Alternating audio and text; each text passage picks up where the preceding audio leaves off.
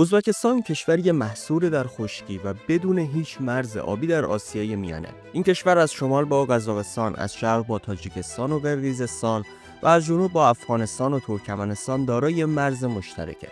مساحت این کشور حدود 448 هزار کیلومتر مربع که میشه تقریباً 1/4 وسعت ایران و 56مین کشور از نظر وسعت در جهان.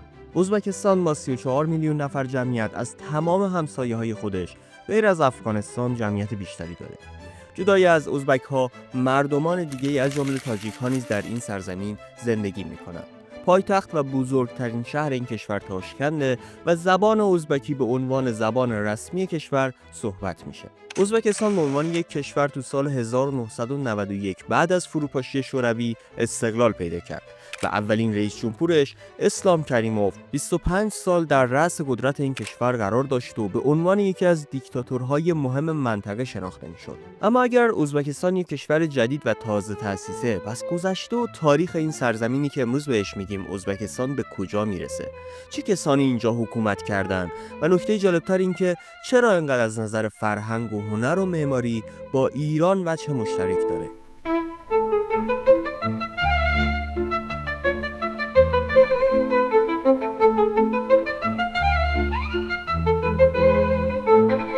این سرزمینی که امروز بهش میگیم ازبکستان در دوره‌های تاریخی مختلف بخش بسیار مهمی از حکومت‌های ایرانی بوده. البته یادمون باشه منظورمون جغرافیای ایران امروز نیست دیگه. چه در دوران نادرشاه، چه در زمان تیمور و حتی ساسانیان و قبلتر از اون هخامنشیان، سمرقند و بخارا از شهرهای بسیار مهمی بودند که زیر نظر حکومت مرکزی اداره می‌شدند. بنابراین حتی با نگاه کردن به عکس‌های از این شهرها و مناطق به راحتی میشه متوجه این شباهت ادبی و فرهنگی و هنری شد. ولی خب ممکنه این سوال براتون ایجاد شده باشه که اگر این سرزمین بخشی از هویت و فرهنگ جامعه ایرانی به حساب می اومده، چرا امروزه اسم ازبک ها روشه؟ اصلا ازبک ها کی بودن و چطور به این سرزمین مسلط شدن؟ ازبک ها در حقیقت یکی از قبایل ترک تبار بودن که در قرون میانه از استپ‌های آسیای مرکزی به سمت جنوب مهاجرت کردند. اما برای درک بهتر این موضوع باید به عقب‌تر بریم و روند تغییرات جمعیتی و سیاسی این منطقه رو بررسی کنیم. بعد از سقوط امپراتوری ساسانی و فتح ایران توسط عرب، این منطقه همچنان بخشی از قلمرو خلافت عباسی باقی ماند. اما فرهنگ ایرانی و زبان فارسی به عنوان زبان علمی، ادبی و دیوانی همچنان در سمرقند و بخارا غالب بود. سلسله‌های ایرانی تباری مثل سامانیان که خودشون رو ادامه دهنده سنت‌های ایران باستان می‌دونستند، تو قرن نهم و دهم میلادی این منطقه رو به یکی از مراکز بزرگ تمدن اسلامی ایرانی تبدیل کردند. در این دوران بخارا و سمرقند به مراکز علمی و فرهنگی بدل شدند که شاعرانی مثل رودکی و دانشمندانی مثل ابن سینا در اون رشد کردند. اما در قرن‌های بعد و شروع حملات اقوام ترک‌تبار به خراسان بزرگ، آروم آروم ساختار جمعیتی منطقه دستخوش تغییر شد. به قدرت رسیدن غزنویان که ترک تبار بودند، زمینه رو برای ورود ترک‌های بیشتری به منطقه فراهم کرد و در دوران سلجوقیان این جریان شدت بیشتری گرفت. با ورود مغولان در قرن 13 ازبکستان شاهد ویرانی‌های گسترده‌ای بود و شهرهای سمرقند و بخارا توسط سپاهیان چنگیزخان غارت و ویران شدند. اما در موج بعدی ورود مغول‌ها که این بار به رهبری تیمور گورکانی بود، شرایط متفاوت شد.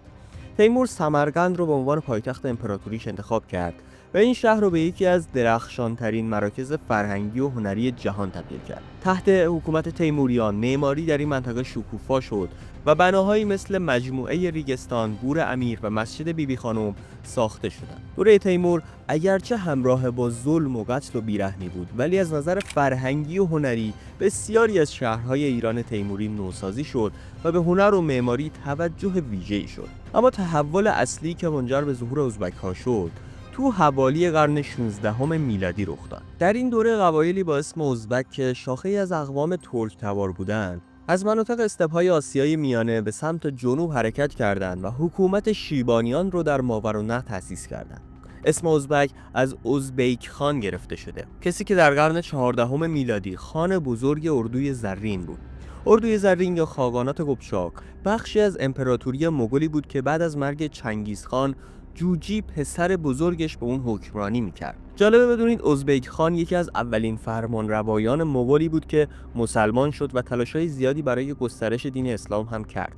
بسیاری از قبایل ترک‌تبار سپاه آسیای مرکزی که تحت فرمان ازبک خان بودن، هویت خودشون رو با اسم اون پیوند زدن و به ازبک معروف شدن. اما همونطور که گفتیم، شیبانیان در قرن 16 میلادی با شکست دادن تیموریان کنترل ماوراءالنهر رو به دست گرفتن. اونها که خودشون رو وارث سنت‌های ازبک خان میدونستن، بعد از تصرف بخارا و سمرقند یک سلسله جدید رو پایه‌گذاری کردند و فرهنگ و هویت ازبکی رو در این منطقه شکل دادن. این دوره شاهد تحولات عمده‌ای در ساختار سیاسی و اجتماعی منطقه بود، جایی که نظام خاننشینی تثبیت شد و بخارا، خیوه و خوقند به عنوان مراکز اصلی قدرت در آسیای مرکزی شکل گرفتند. شیبانیان با تثبیت حکومت خودشون تلاش کردند تا نهادهای دولتی رو سامان بدن و تجارت جاده ابریشم رو دوباره احیا کنند.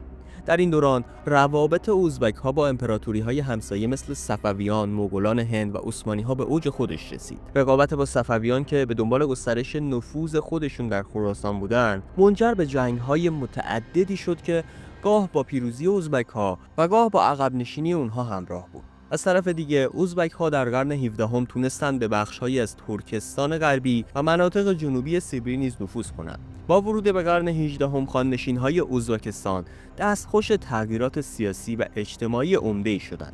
ظهور خانات خوقند به عنوان یکی از مراکز مهم قدرت در آسیای مرکزی تعادل سیاسی رو در منطقه تغییر داد. در این دوران خانات خوقند در پی گسترش نفوذشون در فرغانه و مناطق همجوار وارد درگیری‌های داخلی و خارجی شدند. علاوه بر این، فشارهای امپراتوری روسیه که به تدریج در حال گسترش به سمت آسیای مرکزی بود، تأثیر مستقیمی به ساختار قدرت خان‌نشین‌ها گذاشت. در قرن 19 هم روسیه تزاری با سیاست‌های توسعه طلبانه خودش تهاجم به آسیای مرکزی را شروع کرد. در دهه 1860 نیروهای روسی به بخارا، خیوه و خوقند حمله کردند و بعد از نبردهای متعدد این مناطق رو به امپراتوری خودشون ضمیمه کردند. با الحاق ازبکستان به قلمرو روسیه، دوره‌ای جدید از تغییرات اقتصادی، فرهنگی و اجتماعی آغاز شد. سیاست‌های سنتی حکومت از میان رفت و ساختارهای جدید اداری و تجاری تحت مدیریت روس‌ها شکل گرفت. در اوایل قرن 20 با وقوع انقلاب 1917 در روسیه، آسیای مرکزی نیز تحت تاثیر تحولات انقلابی قرار گرفت. با سقوط رژیم تزاری و روی کار اومدن بلشویک‌ها، جمهوری خلق بخارا و جمهوری خلق خیوه تأسیس شدند. اما این دولت‌های محلی دوام چندانی نداشتند. در نهایت در دهه 1920 ازبکستان به عنوان یکی از جمهوری‌های شوروی سوسیالیستی در اتحاد جماهیر شوروی ادغام شد. دوره حاکمیت شوروی بر ازبکستان تحولات گسترده‌ای را در زمینه‌های صنعتی، کشاورزی و فرهنگی رقم زد. سیاست‌های استالینی کشاورزی سنتی رو دگرگون کرد و تولید پنبه به عنوان یکی از محصولات اصلی اقتصادی ازبکستان افزایش پیدا کرد. برای تولید بیشتر پنبه، مسیر بسیاری از رودخونه‌هایی که به دریاچه آرال می‌ریختند تغییر کرد و زیست بوم منطقه دچار بحران شدیدی شد. خیلی زود دریاچه آرال تبدیل به بیابانی خاکی شد. سیاست‌های روسی سازی و سرکوب هویت‌های محلی نیز شدت گرفت و بسیاری از رهبران فرهنگی و ملیگرای ازبک تحت تعقیب قرار گرفتند. با این وجود، ازبکستان در دهه‌های بعد به یکی از مراکز مهم تولید صنعتی و کشاورزی شوروی تبدیل شد. تو سال 1991 با فروپاشی اتحاد جماهیر شوروی، ازبکستان به عنوان یک کشور مستقل اعلام موجودیت کرد.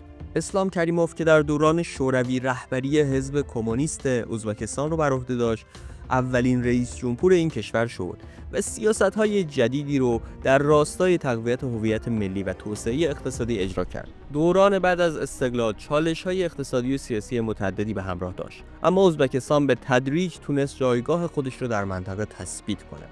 امروزه ازبکستان به عنوان یکی از کشورهای کلیدی آسیای مرکزی در مسیر توسعه اقتصادی، مدرن سازی زیرساخت‌ها و گسترش روابط دیپلماتیک قرار داره. اصلاحات اقتصادی و سیاسی در دهه‌های اخیر موجب بهبود وضعیت معیشتی و افزایش نقش این کشور در تجارت منطقه‌ای و جهانی شده. با حفظ میراث تاریخی و حرکت به سوی آینده‌ای مدرن، ازبکستان همچنان به عنوان یکی از مراکز فرهنگی و تمدنی برجسته در آسیای مرکزی شناخته میشه و در سالهای اخیر مقصد زندگی و گردشگری ایرانی‌ها شده. این ویدیو روایتی بود از سرزمینی با مردمانی بسیار نزدیک به ما از نظر تاریخی و فرهنگی. امیدوارم از این ویدیو هم خوشتون اومده باشه. من مهدی زینالی و اینجا استودیو شیار.